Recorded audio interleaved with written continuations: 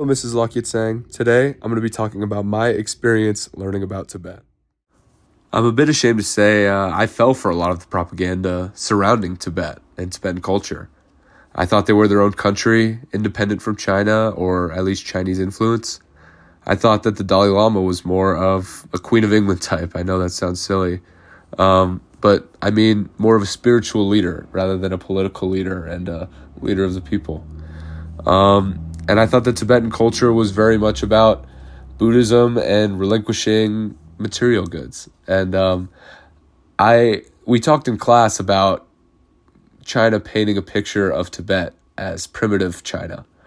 And again, I am very ashamed to say that I began to fall for that.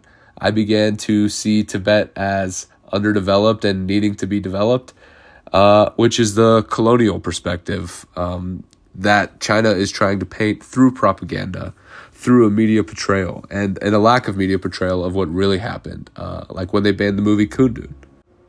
Whether it's propaganda or my incredible ignorance on the country of Tibet, I fell for it. And I was shocked to find that this was not the case at all. Tibet had endured many humanitarian problems, human rights violations at the hands of first the Chinese Nationalist Party and then the CCP, overall the Chinese government. And not just humanitarian problems, straight disrespect. I mean, Mao Zedong, my most vivid example is from Freedom in Exile, when the Dalai Lama is talking about interacting with Mao, and he throws the powder on the ground, ceremonial powder, as a peace offering. And he says religion is poison. I mean, it's just all disrespect for the culture of Tibet, for the lifestyle of the people of Tibet. And overall, this translated into the 17 points agreement being pressured onto the Tibetans and signed under duress. And essentially, the Tibetans were politically, culturally, and socially exiled from Tibet. Most of them fled to India, as the Dalai Lama had when he was under political stress from China. And many of them stay around under oppressive Chinese rule. I mean, they don't even call it Tibet anymore. The land of Amdo and Kam are gone. 4 rivers, 6 ranges. And I want to transition that into a group that really inspired me, the Kushi Gangdruk, which translates to land of 4 rivers and 6 ranges.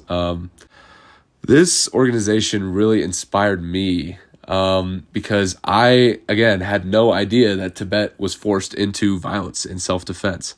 So to hear that this group was willing to stand up and defend their nation against a powerhouse like China, I mean, it was inspiring. It is inspiring to me. I don't want to dwell on this too long, but I was raised in an Armenian culture, and in our culture, we were pushed out of our nation by another powerhouse. And hearing about this defense, this willingness to stand up, again, very inspiring. And so it's only understandable and reasonable that they would protest and that they would stand up for themselves further into the future. And another vivid example that I want to talk about is self-immolation. I had no idea this was connected to Tibet until I took this class. And it came up in a conversation the other day about how that was the, quote, most badass form of protest.